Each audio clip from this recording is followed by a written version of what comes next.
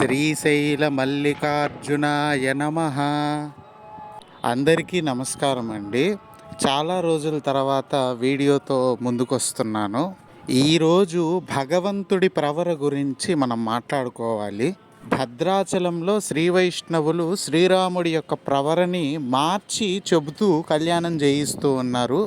అయితే నేను ఒకటే ప్రశ్నని సూటిగా వాళ్ళని అడగాలని అనుకుంటున్నాను. మీరు నెత్తిన పెట్టుకునే గ్రంథమైన భాగవతంలో కృష్ణస్తు భగవాన్ స్వయం అని స్పష్టంగా ఉంది కాబట్టి లక్ష్మీనారాయణుల వివాహం చేసేటప్పుడు లక్ష్మీదేవి ప్రవర తీసేసి రుక్మిణీదేవి ప్రవర చెప్పి, నారాయణుడి ప్రవర తీసేసి కృష్ణుడి ప్రవర చెప్పి వివాహం చేస్తారా? ఎందుకు ఈ ప్రశ్న అడుగుతున్నానంటే, రాముడు నారాయణుడి అవతారం కాబట్టి రాముడి ప్రవర మార్చేసి నారాయణుడి ప్రవరే చెప్తున్నాం మేము అని అంటున్నారు. భాగవతం స్వయంగా చెప్తుంది కృష్ణుడే నారాయణుడు అని చెప్పి. ఇప్పుడు మరి నారాయణుడి ప్రవర మార్చేసి కృష్ణ రుక్మిణుల ప్రవర చెప్పి కళ్యాణం చేయండి. మీరు ధైర్యంగా కృష్ణుడి ప్రవర నారాయణుడికి చెప్పిన రోజు నారాయణుడి ప్రవరను శ్రీరాముడికి చెప్పండి. మీకంత దమ్ము లేనప్పుడు శ్రీరాముడి ప్రవరగానే ఉన్నివ్వాలి, నారాయణుడి ప్రవర నారాయణుడి ప్రవరగానే ఉన్నివ్వాలి. మీరు దీనికి సమాధానంగా ఏం చెప్తారో కూడా నాకు తెలుసు.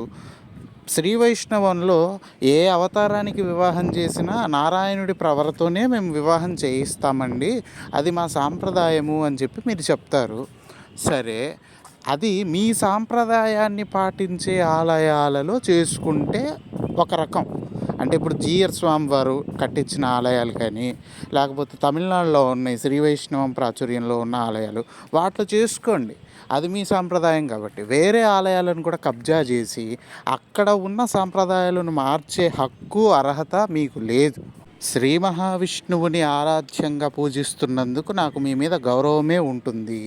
కానీ ఇట్లాంటి కబ్జా వ్యవహారాలు పంచాయతీలు చేస్తున్నంత కాలం మీ విలువని మీరే తగ్గించుకుంటారు తోటి హిందువుల దృష్టిలో.